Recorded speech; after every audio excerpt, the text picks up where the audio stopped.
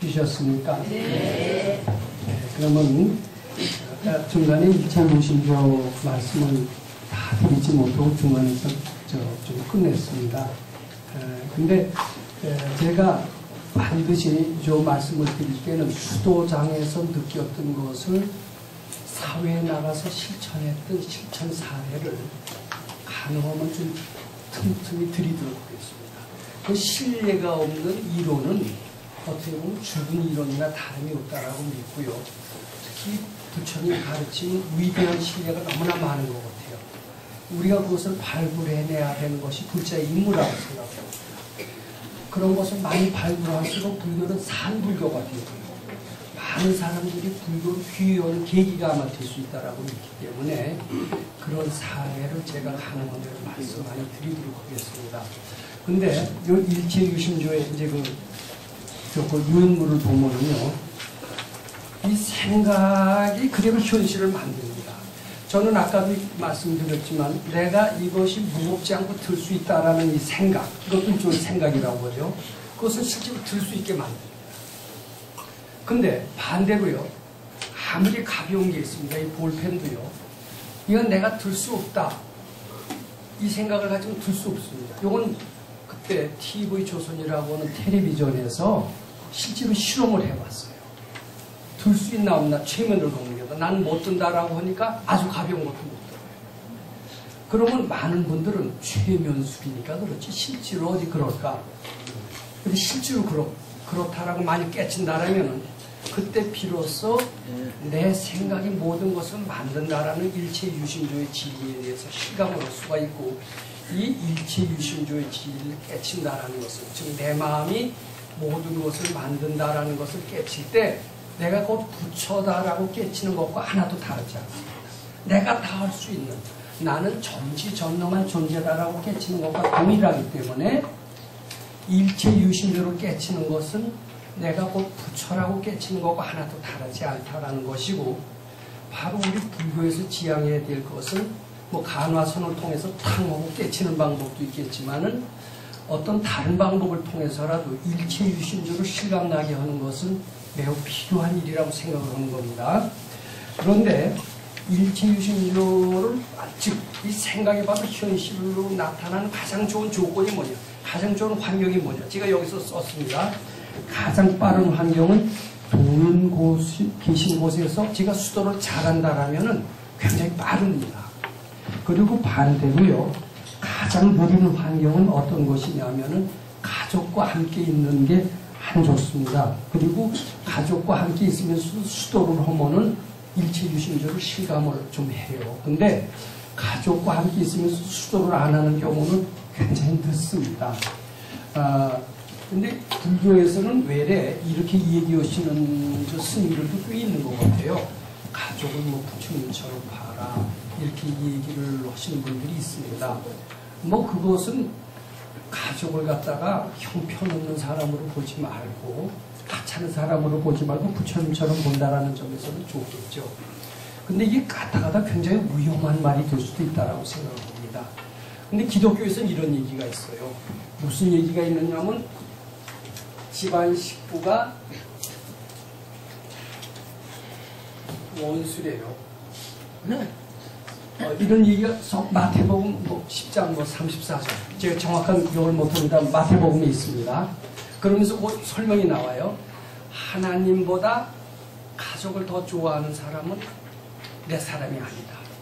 하나님보다 부귀영화를 더 좋아하는 사람은 내 사람이 아니다. 이런 표현이 나옵니다. 비록 기독교 얘기지만은 그건 불교에서 이미 헛얘기나 다름이 없다라고 저는 믿습니다. 왜냐하면은 가족에 대한 애착은요, 수도하는데 큰 지장이 된다는 것은 만천하에 알려진 불교의 중요한 핵심 진리 중에 하나입니다. 그런데 가족과의 애착이 수도의 장애가 된다는 것을 다른 표현으로 한다면 뭐냐면은, 기독교식으로 좀 표현하고자 합니다. 부처님 좋아하는 것보다 가족보다도 부처님을 좀 더 좋아해봐라. 가족을 멀리하라는 게 아니다. 가족도 사랑해야 된다. 가족도 사랑하지만 가족 사랑하는 것보다 부처님을 더 좋아해라. 이런 말씀 저는 불교에서도 꼭 필요하다고 생각합니다. 그 다음에 부귀영화를 좋아하지 말라라고 저는 말씀드리고 싶지 않습니다. 부귀영화 좋아하는 것보다 부처님을 더 좋아해라. 그러면 부처님과 만나게 되는 것이다.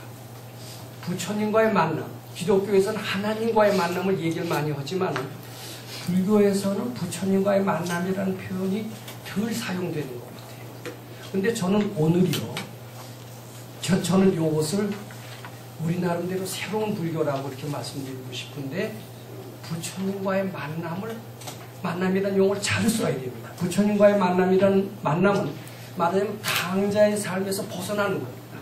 당자의 비유가 어디서 나왔습니까? 법화경에서 나왔어요. 근데 그것을 기독교 성경에서 해서 그 성경이 법화경에서 나왔다는 얘기가 있습니다.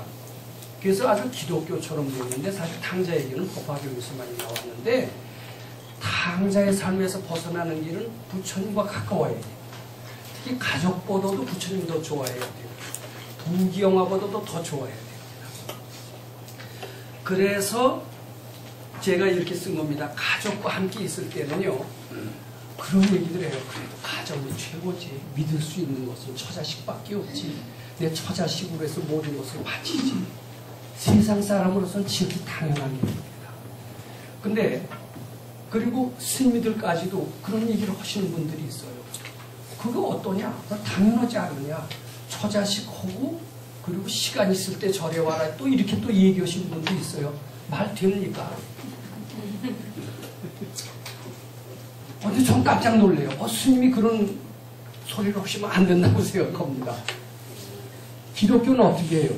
가족보다도 하나님 더 사랑하라. 이런 이야기를 합니다. 저는 어떤 교회에서 이런 얘기를 하는 교회가 있습니다. 뭐냐면은 시간이 남아서 교회로 오는 사람, 돈이 남아서 헌금하는 사람은 교회 오시지 말고 헌금하시지 마십시오. 하나님은 그런 사람을 만날 시간이 없고 하나님은 그런 돈을 받지 않습니다. 이런 이야기를 어디서 합니까? 교회에서는 합니다. 저는 똑같은 이야기를 절에서도 할 수 있다라고 봅니다. 시간이 남아서 한가한때 절에 오시는 분은 절에 오시지 않는 게 좋습니다. 왜냐하면 부처님 그런 분 안 만나주시고 교회에서만 그러는 게 아니라 불교에서도 똑같습니다. 그리고 돈 남아서 헌금하는 분은 부처님이 안 받습니다. 안 받아주세요. 제일 먼저 부처님 드려야죠. 그리고 가장 먼저 부처님 오는 마음을 내야죠. 이래야 부처님과 만남을 이룰 수가 있습니다. 그럼 부처님 만나서 뭐하게 이렇게 얘기를 합니다. 부처님 만나면요, 정말 당자의 삶에서 바뀌는 겁니다. 불교가 이런 식으로 가야 된다라고 저는 이렇게 믿습니다. 그래서요, 이제 가장 느린 환경은 가족과 함께 있거나 부귀영화와 함께 있을 때는 부처님과 멀어지고요. 그것은 달리 말해서 무능했던 사람이 유능해지긴 아주 어렵습니다. 뭐 본래 유능했던 복을 타고난 사람은 그대로 능력을 발휘하면서 그런대로 이게 최고다라고 그렇게 살겠죠. 그런데 무능했던 사람이 좀 유능하고 불행했던 사람이 행복해지고 무지했던 사람이 좀 지혜롭게 되고 하고자 하는 사람은 적어도요, 가족보다는 부처님 더 좋아해야 돼요. 근데 그건 누구한테나 꼭 필요하다라고 생각합니다. 자, 그래서요, 여기 이제 결과를 체험인데요. 제가 이렇게 참 국리가 많았던 사람입니다. 아주 감수성도 강했고요. 정도 정도 지금도 정이 참 많은 편입니다. 너무 좀 정이 많아서 지금도 이 공부가 제가 아마 정이 좀 적었으면 벌써 도통했을 거예요. 생각이 이렇게 많고 그러니까 깨지는 것도 많고 이렇게 되는 것 같습니다. 근데 그래도 자꾸 바쳤어요. 안 바칠 수가 없었어요. 이제 바친다는 거 다시 말씀드립니다. 올라오는 생각을 부처님하고 바꾸는 겁니다. 근데 그 실감이 안 나요. 그게 그렇게 물건이래야 바치지 생각을 어떻게 바치느냐. 그리고 생각하고 물건은 다르다. 물건은 형상이 있지만 생각은 형상이 없다. 이렇게 됩니다. 근데 그건 처음의 얘기고요. 자꾸 실감이 안 나요. 바치려고 하다 보면은 생각이 바로 물건과 다르지 않다라고 느낍니다. 생각에 어떤 실체가 있어요. 받쳐진다라는 것이 있을 수 있다라는 느낌이 듭니다. 처음부터 그 대뜸 알려고 오시면 안 돼요. 무조건 어떻게 해요? 믿어야 됩니다. 뭐 믿는 게 아니라 이거는 해능 대사도 그렇게 얘기를 했습니다. 그리고 그렇게 해봐야 손해나는 거 없어요. 자기 생각 바치는 건데요. 뭐 돈 달라고 하는 겁니까? 한번 해보세요. 속는 셈 치고 해보는 게 좋습니다. 우리 속는 셈 치고 죽은 셈 치고는 해보는 자세는 매우 필요하다고 생각합니다. 그래서 자꾸 하다 보면요. 받쳐져요. 내 생각이 없어져요.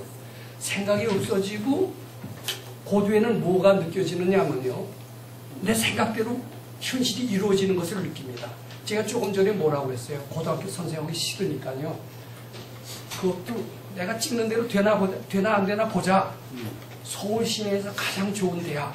제가 이름만 대도 할 수가 있습니다. 지금은 없어진 대학입니다만. 딱 찍어서 바로 됐어요.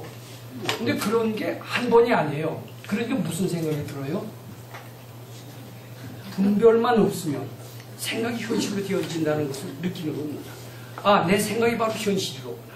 근데 요거는 초보자 때는 도저히 실감 못하는 겁니다. 수도를 하게 되면 실감이 내 마음이 현실을 만드는구나. 기륭화복을 만드는구나. 기륭화복을 만든다는 것을 확실히 실감을 해요. 그래서요. 그리고 이제 요 결과 체험 1번 보세요.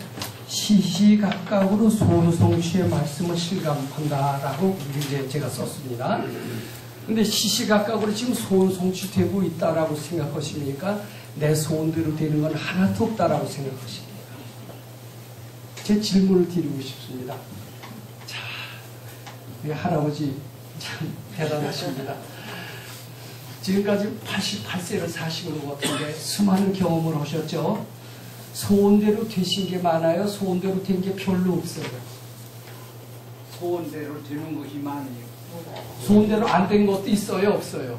있죠. 있어요? 예. 자, 소원대로 된 게 많다라고 생각하십니다. 근데 소원대로 안 된 것이 있느냐라고 물어보면 다른 분들은 대부분 뭐라고 그러는 소원대로 안 된 게 많지 된 게 뭐가 있어 이렇게 얘기하는 분이 훨씬 많은 겁니다. 근데 그건 우리 생각이지요. 부처님 같은 밝은 도인이 본다라고 생각하세요. 100%예요. 99%도 아닙니다. 100% 네 생각대로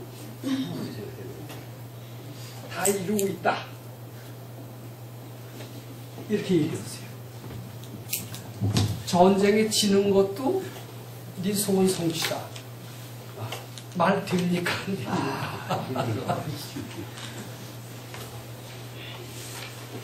다 그렇대요. 근데 요걸 저는 요거 안 믿었어요. 어떻게 연애를 걸다가 실현을 당해요. 나는 연애에서 그 여고 결합했으면 좋겠는데 결합은 안 해도 영원한 친구로서 지내면 좋겠는데 싹 배반을 하는 체험을 저는 몇 번 했어요. 그럴 때 하늘도 넘어오고 못도 넘어오고 박근혜 대통령이 얘기했듯이 10길 물속은 알아도 한 길 사람 속은 모른다 이런 소리를 많이 했습니다. 그리고 시시각각으로 소원성취한다는 얘기를 했다면 전혀 안 믿었어요. 근데 제가요 제 생각이 바로 현실로 나타나는 걸 봤어요. 제가 좋은 전문대학을 딱 찍었을 때 바로 이루어지는 걸 체험했는데 또 제가 은큼한 생각을 하면 바로 재앙으로 된다는 것도 또 체험했습니다. 자, 좋은 거 나쁜 거 다 현실로 이루어진다라고 체험을 했다라고 가정으로 그것을 믿는다라면은 이 말에 동의할까요, 안 할까요? 동의할 수밖에 없습니다.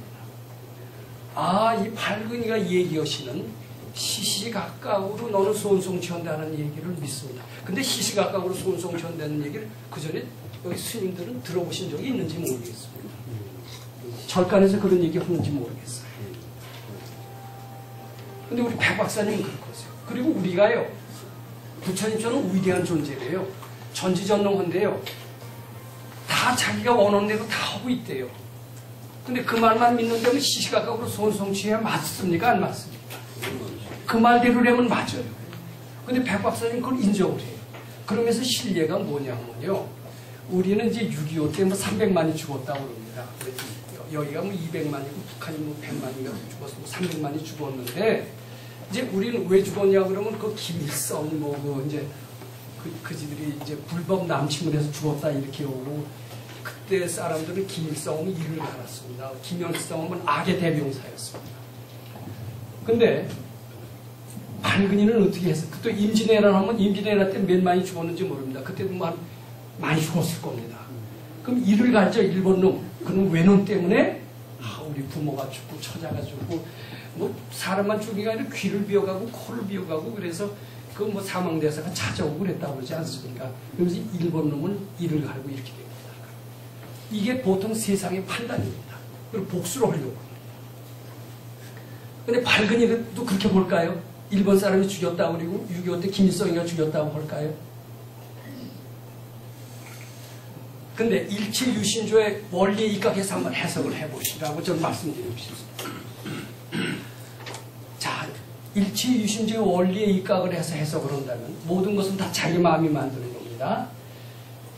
내가 죽겠다고 그러지 않으면요, 임금도 못 죽이고요, 하늘도 못 죽인대요. 그 말 믿어집니까? 안 믿어집니까? 이게 6.25 때 그렇게 수많은 사람이 죽은 거는 김일성이가 죽인 게 아니라는 거예요. 지가 죽겠다고 그래서 죽었다는 거예요. 죽을 놈이 죽겠다라는 거예요. 이제 이렇게 얘기하면 그 유가족들이 저를 이를 갈 거예요. 왕은 계산을 지르려 한다. 나는 김일성이를 이를 알고 있는데 김일성이를 용서하고 그 죽음의 잘못을 우리 할아버지한테 돌려? 저를 욕한 거예요. 근데 잘 생각해 보세요.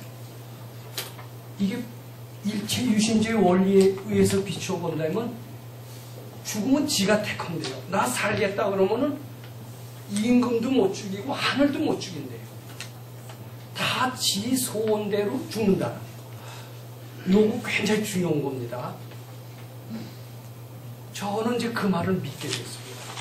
근데 실제로요, 특히 서양 사람들 책에서 이런 게 나옵니다.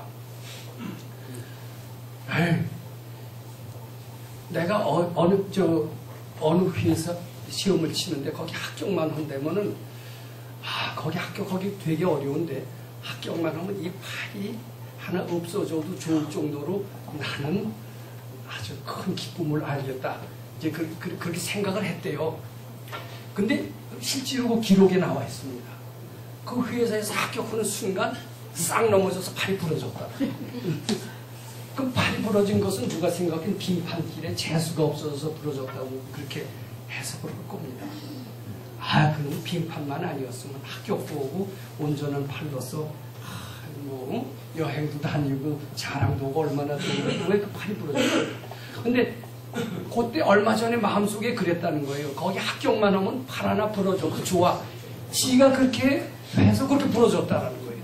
그 말은 아마 믿어지실 수 있을 겁니다. 그러니까 모든 지 학교 때도 그래요. 비용이나 나서 비용이나 나면 내가 거기에 좀 빠져도 다 양해가 되는데 그럼 이상하게 비용 들어서 거기 가기 어려운데 싹 빠지는 수가 있어요. 잘 됐다. 비용이 왜 이래 고맙네. 근데 그 비용이 발근이가 보면요, 다 지가 불러서 온 비용이라는 거예요. 자, 그렇게 된다면 모든 비용은 꾀병이라는 결론이에요. 믿어집니까? 안 믿어집니까? 안 믿어지. 제가 어떤 분한테 그런 소리를 했다가 그냥 원망 들었어요. 근데 꾀병이라고 하는 게 약 올리는 게 아닙니다. 네가 또 고치려면 고칠 수 있다, 이런 희망의 이야. 저는 그 생명의 실상이라는 그 유명한 그 일본 스테디셀러입니다. 한국인들한테도 많이 이어졌는데 말기암을 그대로 고치는 그런 얘기가 많이 나옵니다. 근데 병이 주의 이런 환경 때문에 어쩔 수 없이 생기는 거라면 내 마음 돌려서 못 고칩니다. 근데 비용을 부르는 것도 나요. 비용을 고치는 것도 나라면은 굉장히 반가운 소식일 수 있습니다. 실제로 이제 그 실례입니다만 우리 백 박사님 얘기입니다. 저는 그때 백 박사님 만나기 전인데 그런 도인들이요, 그 암이라는 쪽에 아마 걸릴 수가 있나 봐요. 저는 그런 도인은 암에 안 걸리는 줄 알았는데 어떻게 쓰러지셨대요. 그래서 쓰러졌다고 생각했을 때부터 제가 좀 신심이 부족한지 우리 선생님 쓰러지셨으니 얼마나 고통스러우실까, 나라도 가서 병가오로도 해드려야지 이게 제자에 대한 도리 아니겠어요? 그렇습니까? 안 그렇습니까? 근데 전 그렇지 못하고요. 도인이 왜 쓰러져? 수도를 잘못한 게 아니라 그랬어요. 이게 참 제가 문제입니다. 지금도 그래요. 근데 이게 잘못된 걸 압니다. 근데 어떻게 쓰러지셨어요? 근데 이제 그분을 세브란스 병원에 연세 모시고 갔어요. 갔더니 이제 무슨 암이래요. 수술을 해야 된대요. 그러니까 이제 제자가요, 걱정이 됐어요. 이거 도인의 몸에 칼을 대다니. 그리고 창피해요? 안 창피해요? 근데 요새는 뭐 스님들도 암에 걸려서 돌아가시는 분이 있는지 모르겠습니다만, 좀 아마 좀 창피하다고 생각을 하고, 왜냐하면 병이라는 게 불교식으로 하면 다 번뇌 망상에서 생긴다라고 이렇게 되어 있으니까, 저 도인이라고 하면서 암에 걸린다라고 하면은, 뭐 이런 얘기 있습니다. 큰 스님인데, 좌탈인망 못하면 창피니까 어떻게 뭐 그런 얘기는 있어요. 이렇게 해서 그렇듯이 만 도인이 암에 걸렸다는 건 창피라고 볼 수가 있습니다. 그래서 그 수술할까 말까 이제 이렇게 하다가 말씀을 드렸대요. 말씀을 드렸더니 백 박사님 다음에 총장 오시던 분이 조명기 씨라고요. 여기 동국대학교 총장 오신 분인데 제가 직접 들었어요. 조명기 선생 얘기가 나 암이야? 수술하지 마. 그 자리에서 튀어놓으셨대요. 거뜬하셨어요. 이건 한 생각 바쁘니까 암이 그대로 병이 아닌 거예요. 근데 그런 얘기는 생명실상이 많이 나옵니다. 저는 건강경 잘 읽고요. 병이 본래 없다라는 그런 믿음만 가지신다라면은 병이 다 지가 만든 거고 지가 없앨 수 있다라는 이런 그런 원리에 따라서 모든 병도 다 고칠 수 있다라고 믿습니다. 이건 굉장히 반가운 소식일 수 있습니다. 그래서 여기 이렇게 썼습니다. 현실은 모두 소원성취, 결과 체험 1 해서 시시각각으로 소원성취 말씀을 제가 실감을 하게 됐습니다. 아직 완전히 여기까지 제가 또 뭐 이렇게 깊숙이 믿지는 못하지만 상당히 실감을 했고요. 현실은 모두 소원성취의 결과 따라서 다 이게 소원성취되는 겁니다. 이런 남편 만난 거 뭐 누구 탓하고 이런 아내 만난 것을 뭐 하지만은 다 내가 불러드리는 거니까 요것을 하게 된 뒤에는 다 감사할 수밖에 없어요. 내 소원대로 이루어졌는데 내가 다 불러드린 건데 누구 원망하겠어요. 다 감사하는 거죠. 이 요것을 아는 순간 불평은 다 사라질 수밖에 없을 겁니다. 그 다음에 이제 일체유신조의 지리를 실감함으로써 기룡화법을 만드는 우리는 부처님처럼 위대한 존재라는 실감을 점점 더 느낄 겁니다. 그러면서 생각나는 대로 바로 현실이 되고 자기가 원하는 쪽으로 마음먹으면 갈 수 있다는 것을 느낍니다. 지금 백 박사님처럼 나 아무것도 아닌데 하면서 딱 일었으면 그대로도 아마 될 수가 있다라고 생각을 합니다. 그걸 느끼게 돼요. 이제 그 다음에 이제 지식과 지혜의 차이를 발견했는데 지혜를 얻는 방법을 이해할 수 있다라고 썼습니다. 참 근데 제가 학교에서 뭐 전문대학 교수도 했습니다만 교수 생활을 한 30년 했습니다. 30년 하면서 학생들을 많이 가르쳤죠. 가르치고 그리고 더 좋은 교육 과정을 개발하기 위한 그런 프로그램에도 참여한 적이 있었습니다. 특히 제가 이제 공과대학을 나왔고 공과대학 교수를 하면서 지금 어떻게 하면 우수한 인재를 만들 수 있느냐 하는 교육 프로그램들이 특히 미국에서 많이 개발이 돼갖고 한국에서도 우수한 공학도를 만드는 그런 공학인증제라는 그 프로그램을 운영하는데 제가 참여를 해본 적이 있습니다. 이렇게 해야만이 훌륭한 공학도를 만든다, 인재를 만든다라는 겁니다. 근데 그걸 잘 살펴봤더니요. 또 그리고 하버드 대학의 교육에 대해서도 제가 한번 가서 공부하고 연구해 본 적은 없습니다만 들을 기회는 좀 있었습니다. 그랬더니 그 특징이 있어요. 지금 한국의 대학은요. 거의 다가 지식교육입니다. 지식교육이고요. 또 약간 더 들리면 스펙 쌓기 교육이에요. 자격증 잘 따서 성공하는 그런 교육을 지금 한국 대학에서 보고 있습니다. 지금 대학 교수되면 그렇게 갈 수밖에 없는 것이 한국대학의 현 주소입니다. 근데 이런 식으로 가서는요, 한국은 적어도요, 초인류 국가가 되기에는 조금 힘듭니다. 지금 이런 얘기가 있어요. 하버드 대학 같은 대학이 미국에 있는 한은 중국이 절대로 미국을 따라잡지 못한다는 이야기가 있습니다. 하버드 대학에서는 세계적인 인재를 키워내는 교육의 요람이다. 이런 이야기가 있습니다. 하버드 대학이 어째서 이렇게 교육이 훌륭할까? 이게 제 관심사였습니다. 그래서 틈나는 대로 잘 한번 살펴봤어요. 그랬더니 이제 거기에 특히 이제 그 MBA 과정을 쭉 살펴봤더니요, 절대로 지식교육이 아니더라고요. 지식교육이 아니고 다 이제 케이스 스타디, 사례 연구를 해서 하는 교육인데 그 내용을 쭉 봤더니 자기 선입견이나 편견을 없애는 교육이더라고요. 특히 분임 토의를 합니다. 토론식 수업을 합니다. 주입식 교육을 합니다. 여럿이 토론을 하게 되면 자기의 편견이나 선입견이 없어질 수가 있습니다. 선입견이나 편견이 없어지면 어떻게 되느냐? 선입견이나 편견이 있으면 깜깜해집니다. 자기 주장만 세우고 창의적인 지혜가 나오질 않습니다. 근데 어떻게 보면 창의 있는 지혜가 나오느냐? 제가 이것은 나중에 응무소주 이생기심이라는 금강경 구절에 설명할 때도 다시 한번 말씀드릴 기회가 있고요. 이 응무소주 이생기심이라고 하는 것은 기가 막힌 수도에 지친도 되지만 교육에 지친도 된다고 생각합니다. 선입견이나 편견을 없애라는 얘기고요. 그것이 없어질 때 지혜가 나옵니다. 교육으로 하면 창의력이 나옵니다. 능력이 나옵니다. 그래서 하버드 대학의 교육이 서로 토론식 수업을 하고 분임 토의하고 이렇게 함으로써 편견이나 선입견이 없어지면서 속에 잠재되어 있는 무한한 부처님의 능력이 드러나는 거예요. 근데 그것을 그인애들은 설명할 줄 몰라요. 근데 우리가 보니까 그런 것 같아요. 그래서 노벨상도 많이 나오고 이렇게 되는 겁니다. 근데 아직은 한국은 그런 선입견이나 편견을 없애는 교육이 없어요. 근데 저는 금강경 교육 방법을 대학에 적용시켰으면 참 좋겠다라고 생각을 하고, 제가 그렇게 해서 실제로요, 괜찮은 논문을 쓴 적이 있기 때문에 제 이런 말씀을 드리는 겁니다. 좋은 논문 나올 수 있습니다.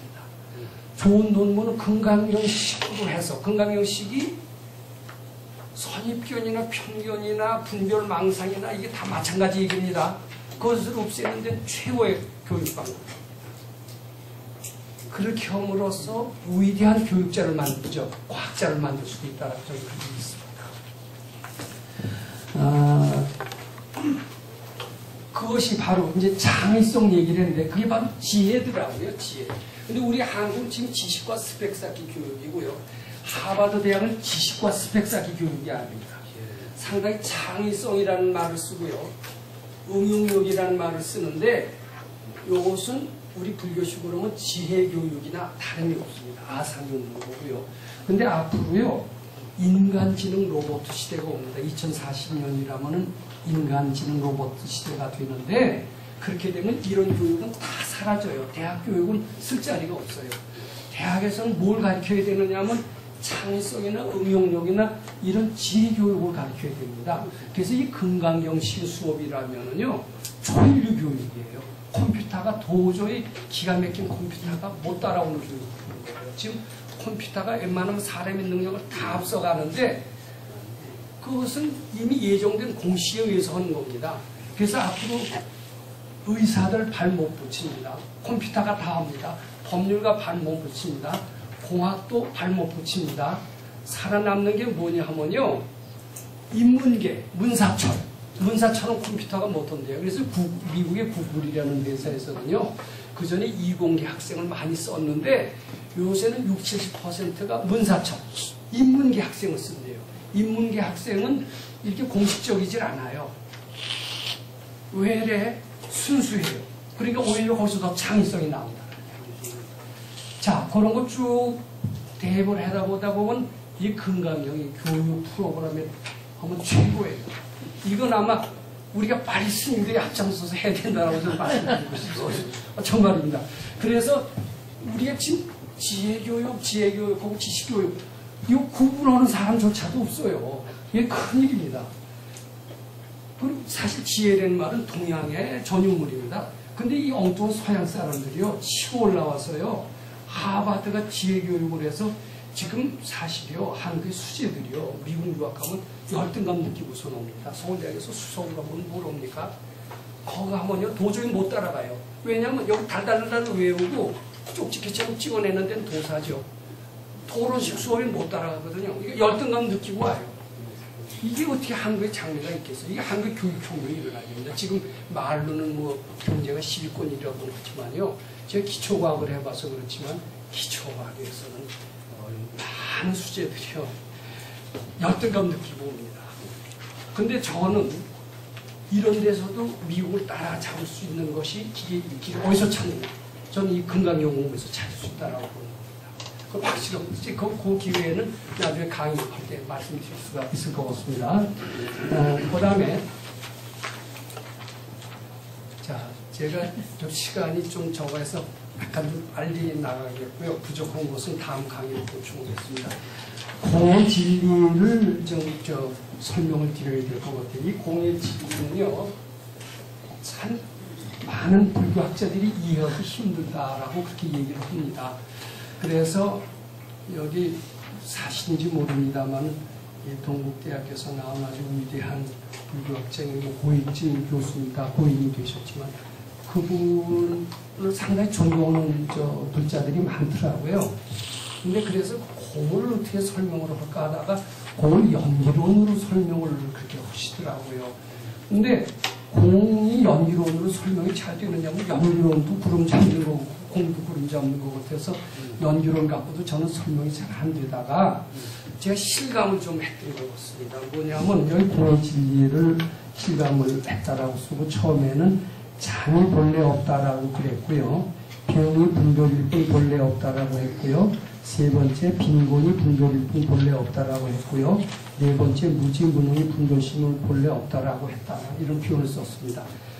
착각이고 본래 없다라는 겁니다. 우리 반야신경에 뭐라고 표현이 나옵니까? 온개공 그랬어요. 온이 다 공이다. 근데 요거 그리고 색즉시공이라는 말이 나옵니다. 색 한자 이렇게 시공인데 이 공이 뭐냐? 색이 없다라는 게 아니에요. 요거 해석이 좀 어려운 것 같습니다. 근데 색이 있다라고 봅니다. 이게 책상이라는 색 아닙니까? 있다라고 하는 게 이 진짜 있는 것 같아요. 저 과학을 했기 때문에 분명히 있는 것 같아요. 중량이 몇 킬로, 뭐 부피가 몇 킬로, 3차원에 분명히 있는 것 같아요. 있습니까? 근데 있다라는 게요. 왜 있다? 왜 있느냐? 진짜 있으니까 있지. 왜 있느냐고 뭘 물어보냐 이렇게 얘기를 합니다. 근데 이 수도를 하고 보니까 내 탐진치가 잔뜩 있으니까 있는 거로 보인다라는 것을 좀 알겠습니다.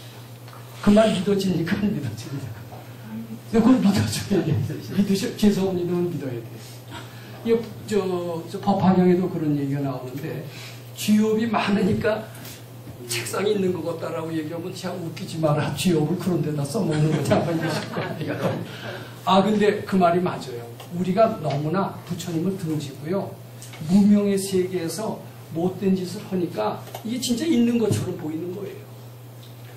근데 그것은 우리 중생 세계에서 절대로 실감을 못 합니다. 그리고 이제 제가 실례로요. 잠은 하루에 8시간 꼭 자야 되는 걸로 그렇게 알았어요. 7시간만 잤다면 그 이튿날 10시간을 자서 꼭 보충을 하는 그런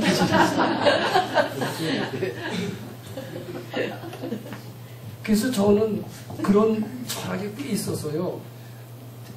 그때 대학 입시 때도요. 잠잘 건 다 잤습니다. 근데 용케 제가 원원대학에 들어가긴 했습니다만은 의사 선생님한테 물어봐도 잠은 꼭 자야 된대요. 안 자면 안 된대요. 믿습니까? 안 믿습니까? 근데 제가 이 금강영에서 그걸 깨줬어요. 백 선생님은 잠 안 자라는 소리 안 합니다. 저녁 때요. 저 장자부라라는 거 여기 스님들 수행을 하시면 장자부라라는 걸 한번 해본 적이 있습니다. 어떠냐면 저녁 때요. 잠 안 자는 게 아니에요. 그냥 금강경 읽어요. 읽으면 이제 졸려요. 나도 모르게 졸립니다. 근데 그때 싹 그리고 자리 피고 자고 싶어요. 근데 자지 않고요. 또 읽어요. 그러다 또 졸려요. 근데 자리 피고 자면 한 6시간은 잘 건데 읽다 졸다 하면은 실제로 잠자는 시간 한 3시간쯤 돼요. 그런데 나 잠 덜 잤다라고 하면 그 이튿날 여지 없습니다. 근데 수도장에서는 그런 분별을 못 내기 때문에 이제 그 생각도 받치면서 하면은 한 3시간 졸면서 견뎌요. 근데 한번 계속 그리고 지낼만 한데 이렇게 되더라고요. 그래서 제가 21일까지 해봤습니다. 장조 안 넣어봤어요. 못 할 줄 알았어요. 근데 그것도요 낮에 계속 중노동으로 하면서 하는 겁니다. 그때 중노동 안 하면서 했다면 저는 계속해서 할 수가 있었을 것 같아요. 그리고 편해요. 해암 스님 유명하시지 않아요? 해인사 50년을 장잡을 하셨던 유명한 분인데 안 믿었어요. 근데 제가 건강에 하다 보니까 앉아서 지내는 게 가능하더라고요. 그리고 오히려 더 편한 것을 느낍니다. 근데 이상한 것은요, 잠이요, 점점 줄어요. 그리고 잠 안 자면 보충을 했었어요. 근데 그러다가 어느 때 방심해서 잠원이 거의 띵해요. 그리고 깨어있으면 더 명랑해요. 이상하다 이렇게 됩니다. 의사들은 아니라 그럴 거예요. 근데 그건 표준이 어디다 두느냐면 보통 사람한테 표준을 두고 8시간 자야 된다라는. 근데 이 수도하는 사람한테는 그 공식이 안 맞습니다. 전 자신이 없습니다. 왜냐하면 전 과학도이기 때문에 제가 그 말씀을 드릴 수 있습니다. 과학자들이 정한 표준은 보통 사람을 기준으로 합니다. 마음의 주위 환경에 영향을 받는 보통 사람들의 표준을 두고 온 겁니다. 근데 마음을 지배할 수 있는 사람이라면 잠도 지배할 수 있다는 느낌을 갖게 되고 나중에는요 밤을 꼬박 새도요 고이트나 보충해야 될까요? 더 맑아질까요? 아니요, 보충 안 해도 되던데요. 제가 그래서 까불었어요. 어떻게 까불었냐면 나는 이제 잠 안 자도 된다. 이래갖고서는 우리가 그때 도반들이요 다 같이 한 10몇 명이 벌써 한 20년 됐습니다. 티벳을 갔어요. 티벳을 가는데 어떻습니까? 거기 평균 4,000m래요. 근데 거기 가는데도요 자신만만했어요. 왜냐? 나는 잠을 극복한 사람이다. 그건 잠을 극복하려서 극복한 게 아닙니다. 건강에 있다 보니까 저절로 잠이 줄어들었을 뿐이에요. 저절로 잠 극복하라고 하면 못 극복했을 거예요. 건강경만 있다 보면 있다 그래갖고서는 그때 무슨 책을 만드는데요. 그때 2,900m까지 올라갔는데 여기도 산소가 상당히 희박한 데입니다. 그때 밤 꼬박 세우면서 책 만드는데 세미나 했어요. 지금 생각해보니까 너무 오만했던 것 같아요. 그러다 되게 혼났는데요. 제가 분명한 것은 잠이라는 게요 진짜 꼭 자야 되는 게 아니에요. 잠도 하나의 분별이고 착각 현상이고 사실은 안 자려면 안 잘 수 있는 거예요. 본래 없는 겁니다. 본래 없는 거예요.